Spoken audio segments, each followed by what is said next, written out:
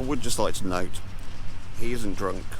Day number 4 of drying out grass.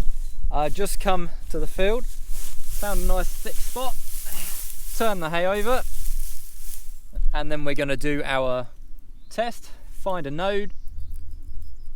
Oh yeah, we'll just do another one.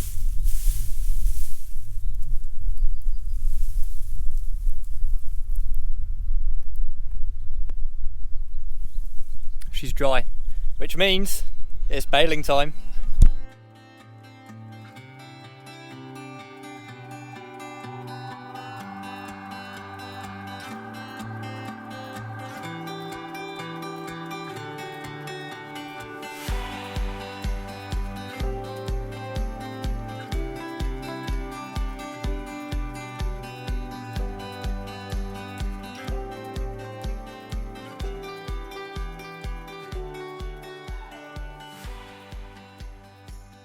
So today is going to be a mix of raking, which on a tractor you haven't seen before. This is the beast of a tractor, which is the Solace, which is 50 horsepower, and on the back of this tractor we have a single rotor rake, and you can see the size of crop we have got this year.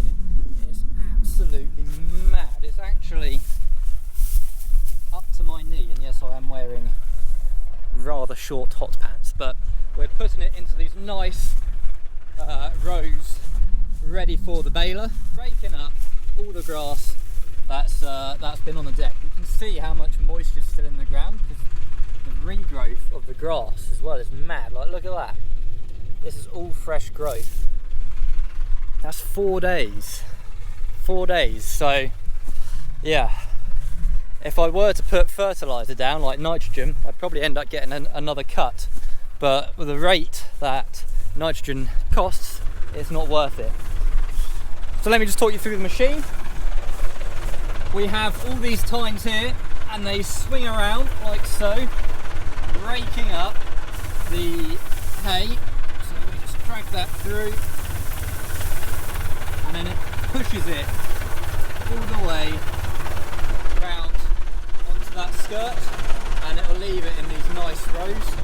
You can see that each position of the rake is slightly different, so we're not always touching the ground, so we're only literally touching it from here, from the side, and it's literally 180 degrees that's touching the ground, and then the other half is up in the air.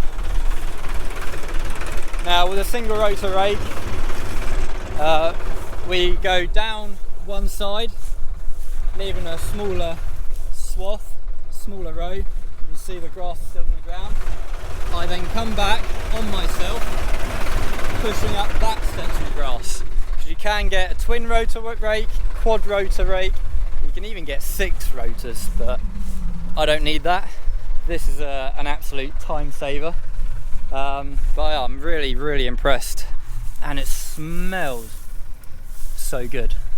Like, the smell of fresh hay, it's like nothing better.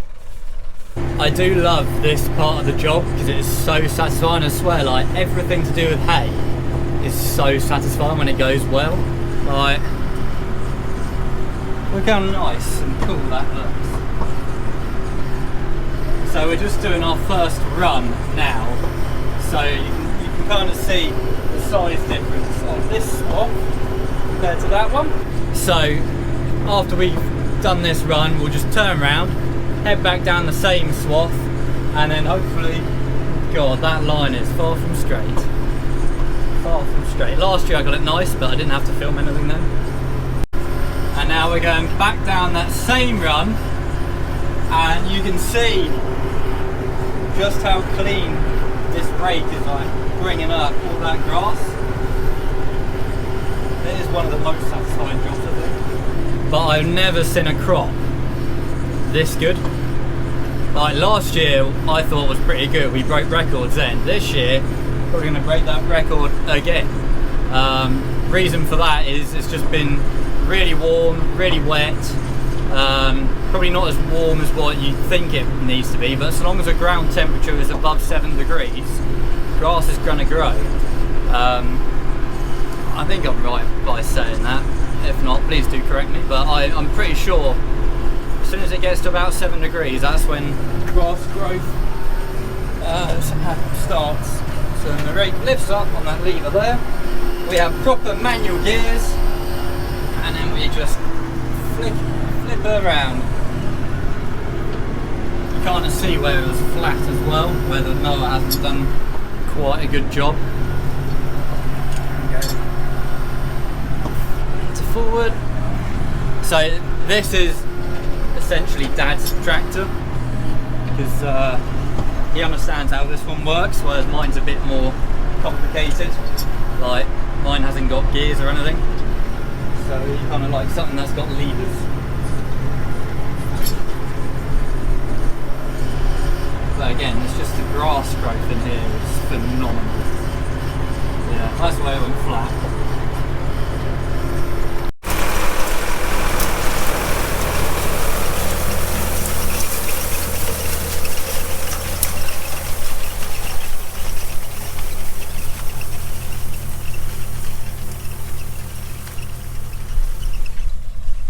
So Dad has just taken over now, which is a bit nerve-wracking for me because he hasn't done this before. Last time I set him to do some hay work, well, let's just say that's the reason why we had to get the new tedder and rake, because we may have accidentally broken our hay bob. But no, it's fine. He's got to learn somehow, and it's not too difficult a job. The just might not be the straightest, but on the whole, we are ready to bale. Let's go get the baler. The moment that I have been waiting for all year.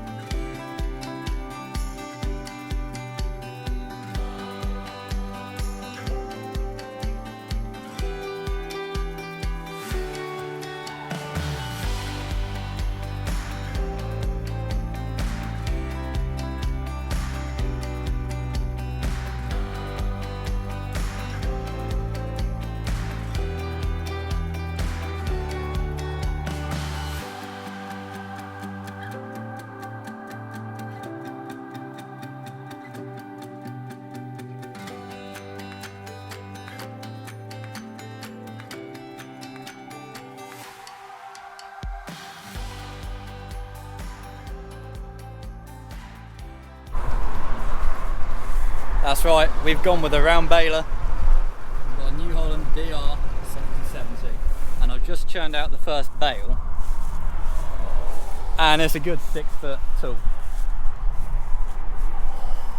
These should be about 5 foot, so I think I've got some calibrating to do.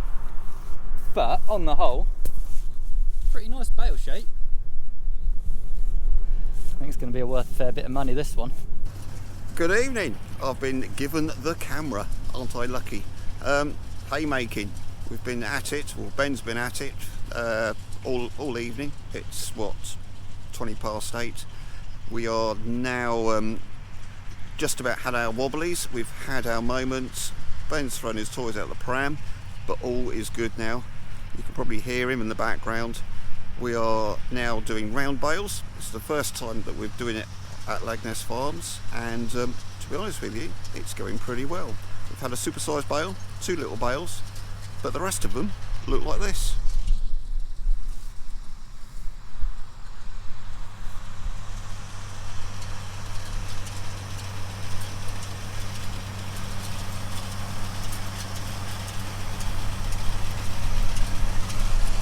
And as we see, Ben in action behind me. It's got quite a good sunset tonight, so I'll leave you with Ben doing his thing.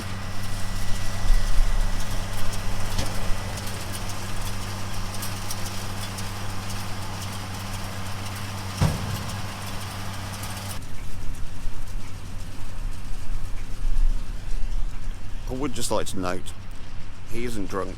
He is supposed to be snaking through the lines, so it fills up the chamber evenly, so you get a nice even round bale.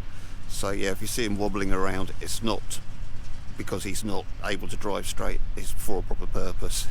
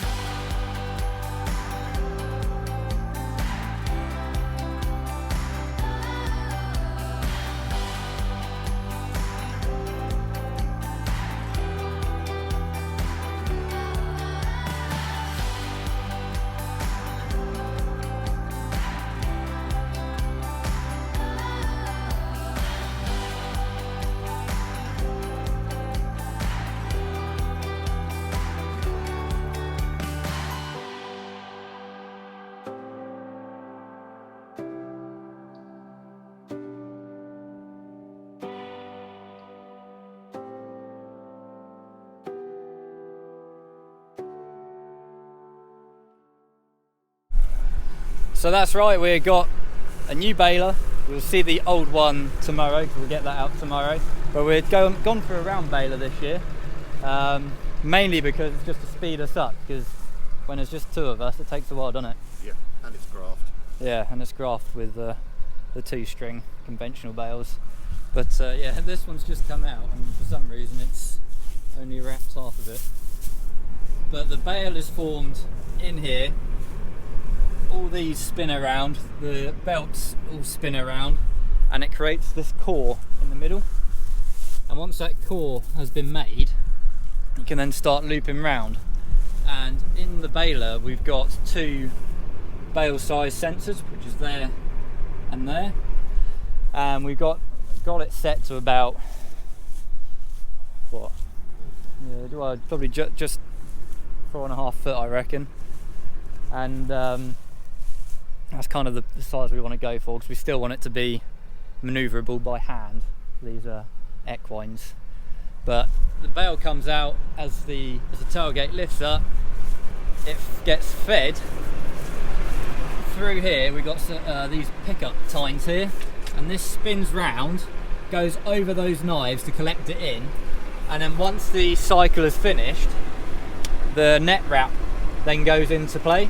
And this is an absolute nightmare to thread through. When we first started it, we got it completely wrong, and we kept on threading it the wrong way, and it kept blocking up. But we'll say no more about that. But now I think we've got the hang of it, haven't we? Hopefully. Touch wood. And look at the sunset. Oh yeah.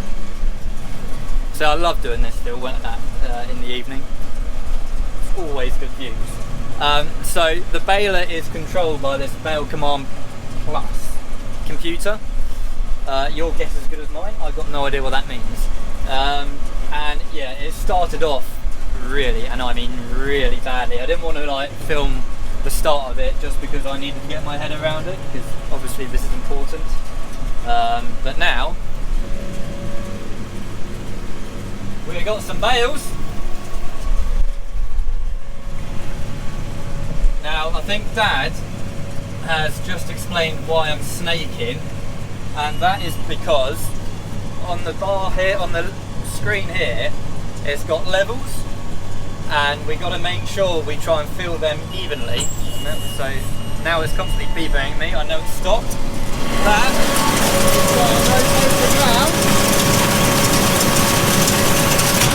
and then it will stop. And now it's saying that bale is wrapped. And then we flick this this brown spool. Bale comes out, which we can't quite see. And then we're ready to go, ready to refill. So this here is the bale chamber. So we've got to just try and fill it as accurately as we can, or as evenly as we can. So as I go through it, you'll see that, there we go. So the chamber's starting to fill up, but I need to try and fill it up as evenly as possible. There's a lot to learn to start off with. It was a very steep learning curve. But now she's working, we're going to finish this field in record time. Because normally, me and Dad would be out here till, you know, midnight. Admittedly, that was Dad's fault, because last time he blocked the baler and it was an absolute nightmare to unblock. Right, so that's now saying to me that the bale is nearly ready. And then when I hear that constant beep, I've got to stop, because I made that mistake last time. I just carried on going. It's a bit of bale slalom at the moment. But yeah, I carried on going, and the automatic wrapping setting wasn't working, hence why I got a 6-foot bale. Yeah. So literally, as soon as I put this down, it's going to be ready to go. Here we go. Constant beat. Net wrap is going.